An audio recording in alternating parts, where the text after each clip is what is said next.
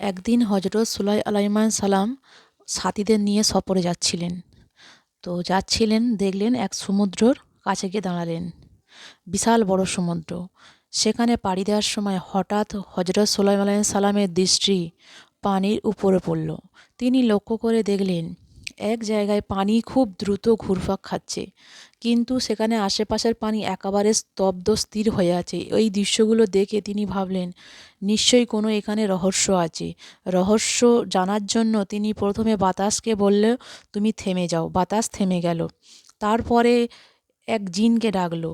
জিন আসার পরে সুলাইমান আলাইহিস সালাম জিনকে বললেন, সমুদ্রর যে জায়গায় পানিটা ঘুরপাক খাচ্ছে, তুমি সেখানে গিয়ে ডুবে একটা রহস্য দেখে এসো। সেই রহস্যটা সেখানে কী?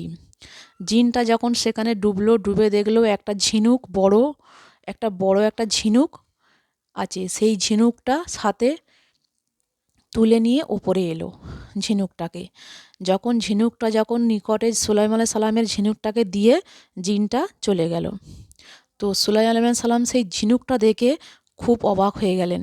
আল্লাহর নিকটে তিনি দোয়া করলেন, যে আল্লাহ, তুমি তোমার এই দরজাটা, ঝিনুকের দরজাটা তুমি খুলে দাও। এর ভিতরে কি আছে আমরা জানতে চাই। দোয়ার সাথে সাথে তখন ঝিনুকের সেই ইয়েটা খুলে গেল, মুখটা। ওর ভিতরে দেখলো একটা সুন্দর একটা ছেলে সিজদায় পড়ে আছে। হজরত সুলাইমান আলাইহিস সালাম তখন তাকে জিজ্ঞাসা করলেন, হে যুবক, তুমি কি? তখন ফেরেশতা, তুমি না তুমি জিন না তুমি মানুষ? তখন সেই ছেলেটা বলল, আমি মানুষ। সুলাইমান আলাইহিস সালাম তখন জিজ্ঞাসা করলো, তুমি কিসের নেকিতে তুমি এত বড় মর্যাদা তুমি পেয়েছো আল্লাহর কাছে? তখন সেই ছেলেটা বলল, আমি পিতামাতার খেদমত করে আমি এত বড় মর্যাদা আমি আল্লাহ তাআলার কাছে পেয়েছি। তোমার খেদমতের একটু বিপরীত আমাকে শোনাও। সুলাইমান আলাইহিস সালাম বলল। তখন যুবকটা বলল, ঠিক আছে শুনুন। আমি সর্বদাই পিতামাতার খিদমত করতাম। এক সময় আব্বাজান ইন্তেকাল করে। আম্মাজান তখন বুড়ো হয়ে গেলেও হাঁটাচলা করতে পারতেন না। কিন্তু কয়েক বছর যাওয়ার পর তিনি চলন শক্তি একদম আরও হারিয়ে ফেললেন। কারোর সাহায্য ছাড়া তিনি কিছু করতেই পারতেন না। তখন তাকে আমি পিঠের ওপর দিয়ে নিয়ে চলতাম। তার না যেন কোনো ধরনের কষ্ট হয়, আমি সব সময় আমার মার প্রতি আমি লক্ষ্য রাখতাম, খেয়াল রাখতাম। আমার মা আমার প্রতি সন্তুষ্ট। আমার মা আল্লাহর প্রতি দোয়া করলেন, হে আল্লাহ, আমার সন্তানকে তুমি অল্প জিনিসে সন্তুষ্ট রাখিও। আমার মৃত্যুর পর তার বাসস্থান আসমান ও জমিন ব্যতীত অন্য কোনো জায়গায় দান করিও। কিছুক্ষণ দিন পরে আম্মাজান মারা গেলেন। তার ইন্তেকাল পর একদিন আমি সমুদ্রের পাশ দিয়ে যাচ্ছিলাম। হঠাৎ সেখানে একটা ঝিনুক দেখতে পেলাম। ঝিনুকটা দেখতে পেয়ে আমি মনে খুব আশা জাগলো। আমি সেখানেই যেতে ঝিনুকের দরজাটা খুলে গেল। আমি ভিতরে প্রবেশ করলাম। প্রবেশ করার পরে ঝিনুকটার মুখটা বন্ধ করে নিল। আমি জানা নেই যে আমি কোথায় আছি। সুলাইমান আলাইহিস সালাম তখন যুবককে জিজ্ঞাসা করলেন, এই ঝিনুকটার ভিতরে রিজিকের ব্যবস্থা তোমার কীভাবে হয়? যুবকের উত্তরে বলল, যখন আমার ক্ষুধা লাগে তখন আমি আল্লাহ তাআলার একপাশে এক ফলবান বৃক্ষ তৈরি করে দেন। আমি সেই বৃক্ষের ফল খেয়েই খিদা মেটাই। আমার যখন পিপাসা লাগে তখন এই ঝিনুকের ভেতর থেকে দুধের থেকে সাদা, মধুর থেকে মিষ্টি আর বরফের থেকে ঠান্ডা পানি বের হয়। সেটাই আমি পান করি। সুলাইমান আলাইহিস সালাম জিজ্ঞাসা করলেন, এর ভিতরে তুমি রাত দিন কীভাবে জেগে থাকো? ছেলেটা তখন উত্তর দিল, যখন যখন শুই তখন ঝিনুকটা তখন বড় হয়ে যায়। আর সুলাইমান তখন বলল, যে তুমি কী করে বুঝতে পারো যে দিন আর রাত হয় ঝিনুকের ভিতরে? আমি এরমভাবেই বুঝতে পাই, ঝিনুকটা যখন দিন হয় তখন ঝিনুকটা সাদা হয়ে যায়, আবার রাত্রে যখন হয় তখন ঝিনুকটা কালো হয়ে যায়। আমি তখনই বুঝতে পারি ঝিনুকটা কালো হয়ে গেলে রাত আর সাদা হয়ে গেলে দিন। তখন সেই সময় ঝিনুকটা আবার বন্ধ হয়ে আবার চলে গেল। তারপরে একদিন একদিন একদিন হচ্ছে কি ওইরকম করে ঝিনুকটা কেটে গেল।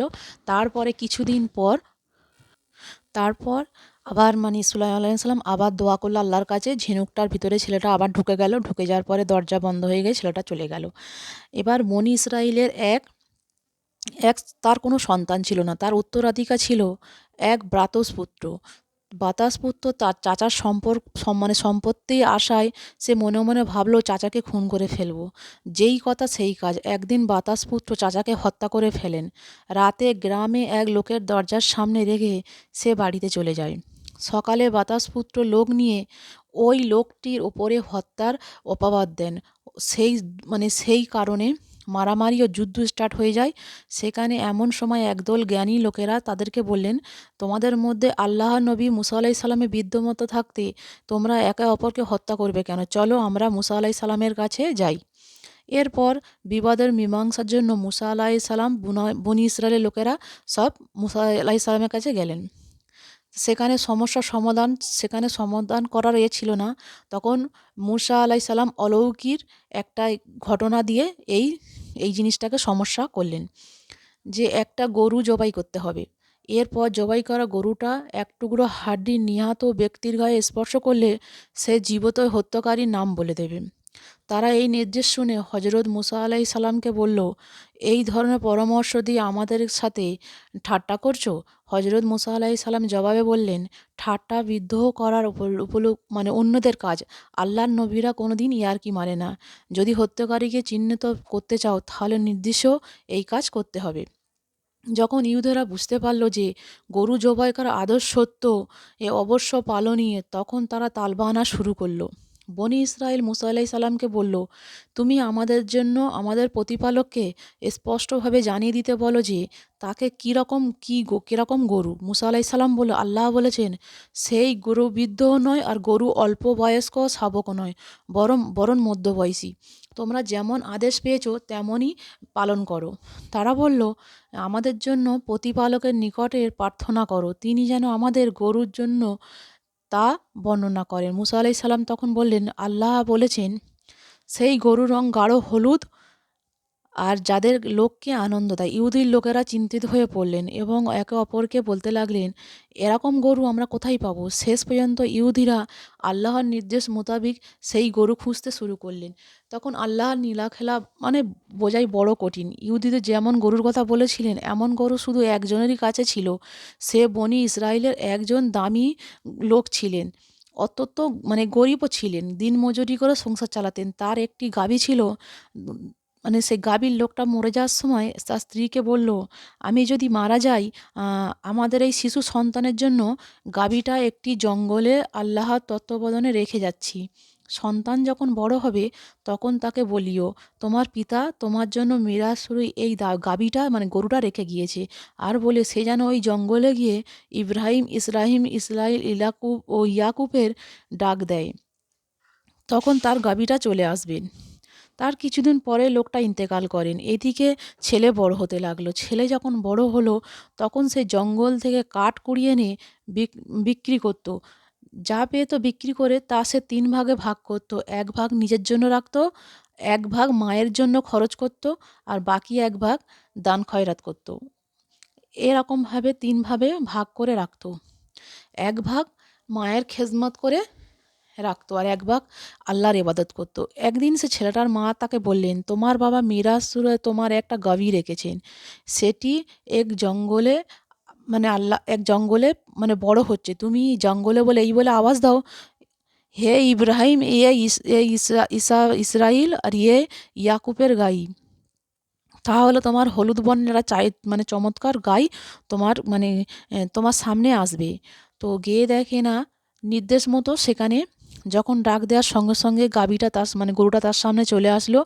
দেখা গেল মায়ের বর্ণিত মানে সেই গরুর মাসটার মাঝে রয়েছে যে গরু যখন টানতে থাকে তখন মানে মায়ের বাদ্য সন্তান, তুমি আমাকে আরোহণ করো, তোমার আরাম হবে। যুবক বলল, আমার মায়ের নির্দেশ হলো তোমার গর্দান ধরে নিয়ে যাওয়া, তোমার উপর আরোহণ করা নিষেধ আছে।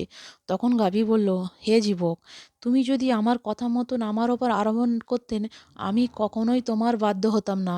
তোমার মায়ের অনুগতের কারণে আমি তোমার এই মতবা হাসিল হয়েছে। তুমি যদি পাহাড়কেও নির্দেশ দাও সেও চলতে শুরু করবে। এবার যুবক গাভী যখন মায়ের কাছে নিয়ে যায়, মা তাকে বলে, তুমি তো গরিব, তুমি তো দিনে কাঠ সংগ্রহ করো, রাতের বেলা তুমি ইবাদত বন্দেগি করো, এতে তোমার প্রচুর পরিশ্রম ও কষ্ট হয়। তাই তাই মানে মনে করছি এটা বিক্রি করে ফেলো। ছেলেটাকে মাকে জিজ্ঞাসা করলো, কত দামে বিক্রি করো? মা তাকে বলল, এখন এটা বাজার মূল্য কত টাকা হবে? ৩ গ্রাম হবে। তুমি যত টাকা হবে তুমি আমার কাছে জেনে নেবে। যে যখন ছেলেটা গাভীটা বিক্রির জন্য বাজারে নিয়ে যেতে লাগলো, এদিকে আল্লাহ তাআলা যুবকের মানে পরীক্ষার জন্য ফেরেশতা প্রেরণ করলো। ফেরেশতা যুবকের কাছে এসে বললেন, হে যুবক, তোমার এই গাভীর দামটা কত? যুবক বলল, 3 দিরহাম। শর্ত হলো আমার মাকে জিজ্ঞাসা করে বিক্রি করব।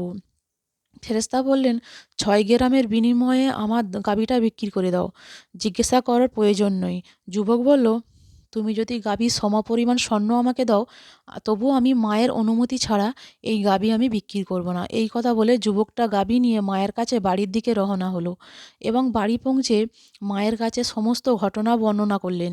মা সব শুনে যুবককে জানালেন, উনি তো ক্রেতা নন, উনি তো ফেরেশতা, তোমার পরীক্ষা নেওয়ার জন্যই এসেছেন।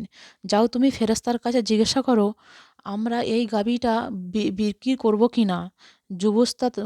তখন যুবকটা আবার ফেরেশতার কাছে গিয়ে বলল যে এই গাড়িটা আমরা বিক্রি করব না। ফেরেশতা তখন বলল, এখন তোমরা বিক্রি করো না। বনি ইসরায়েলের এক ব্যক্তি মুসা আলাইহিস সালামের সঙ্গে তাদের সম্পূর্ণ ঘটনা জানিয়ে বললেন, এখনই গাভীটা বিক্রির প্রয়োজন নেই, গাভী নিয়ে বাড়ি চলে যাও। বনি ইসরাইলের লোকেরা তখন এই গাভী দেখবে, তখন তোমরা একে একে কিনে নিয়ে যাবে। তুমি তাদের নিকরা গাভীটা চামড়া পরিমাণ স্বর্ণ মুদ্রা বিনিময়ের গাভীটা বিক্রি করবে। ওদিকে বনি ইসরাইল লোকের ওপরে যুগের নিপটে এখন একটা গরু শুনেছে নিজস্ব হলো। তখন তারা গরুটা খুঁজতে খুঁজতে এই যুবকটার কাছে এসে গেলেন। জিজ্ঞাসা করলেন, তোমার এই গরুটার দাম কত? কত টাকায় বিক্রি করবে? যুবক বলল, আল্লাহ তাআলার শকর, এই গাভীটার চামড়া পরিপূর্ণ স্বর্ণের মূল্য আমি বিক্রি করব না। তখন তারা সুতরাং ওই মূল্যেই কিনে নেয়। মুসা আলাইহিস সালাম গরুটার কাছে নিয়ে গেলেন। তারা জবাই করলেন গরুটা। এক খণ্ড হাড্ডি দিয়ে ওই মৃত ব্যক্তির ওপর আঘাত করেন। তখন মৃত ব্যক্তিটা দাঁড়িয়ে যায়। লোকগুলো তাকে জিজ্ঞাসা করল, তোমাকে কে হত্যা করেছে? সে বলল, আমার ইব্রাতস পুত্র। সে মারা যায়। তখন মৃত ব্যক্তির সম্পদ দেয়া হয়নি। এই বনি ইসরায়েলের এক বুজুর্গ ছিল, নাম ছিল তার জোরাইস। তিনি নামাজের একনিষ্ঠতার জন্য তিনি অনেক কাজ করেছেন। তো ভিডিওটা তোমাদের যদি ভালো লাগে তোমরা একটা লাইক আর কমেন্ট করবে, আর আমার ভিডিও তোমার সাবস্ক্রাইবও একটা করে দেবেন।